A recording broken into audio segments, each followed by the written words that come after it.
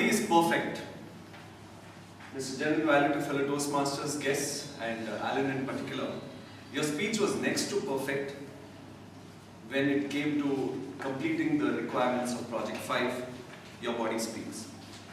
I have evaluated you on 3 criteria: the verbal, the visual, and the vocal. The verbal is all about the words that are conveyed in the speech, and it covers the content of your speech. And I felt that the content of your speech, Alan, facilitated body language a lot.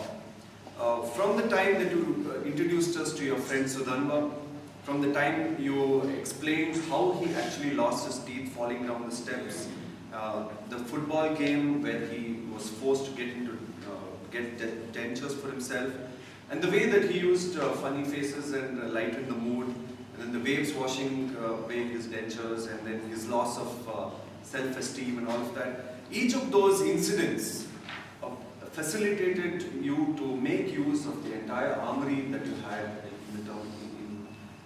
in terms of your body. So that was excellent. One suggestion I would offer when it comes to the content would be names. Sudhanva is 3 syllables. Probably a shorter, simpler to easy remember name would help. Also, it wouldn't help, you could have also mentioned the name of the first date that we took out. The vocal aspect is the use of the voice in conveying this verbal message. And I felt that you are blessed with a wonderful voice, very loud, powerful voice. Anyone would envy such a voice.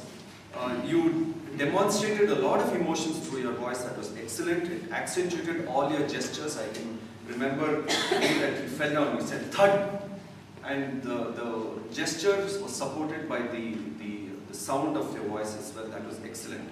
One suggestion with the vocal aspect would be to probably try to reduce the tiny gaps that come in at the end of phrases within a sentence. Right? Sometimes in the middle of the story, it tended to get a little repetitive.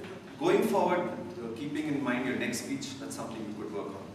The visual aspect is the actual things that we as the audience see in your message. And your stance was perfect. You were balanced on both your feet while you were speaking. Your movements were very purposeful across the speaking area. There was nothing sudden or rehearsed in your gestures, which was very good, which showed a lot of practice. That was excellent. One incident that I can remember, and which all of you could keep in mind, is that the way he demonstrated the blood stains on the shirt.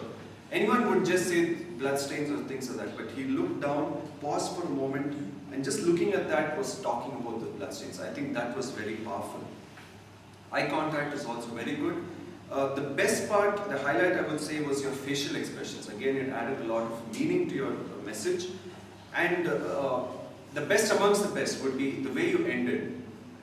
You finished your last few words, and then I'm sure all of you would have seen the smile that came about his face, and then he gestured towards the Toastmaster. I think that took the cake. Alan, you've taken 9 months to complete half your journey towards your CC10, and I would rate this as a benchmark for all Project 5 speeches. So that's an excellent achievement. Wish you all the very best as you take up the next half of your CC journey. All the best.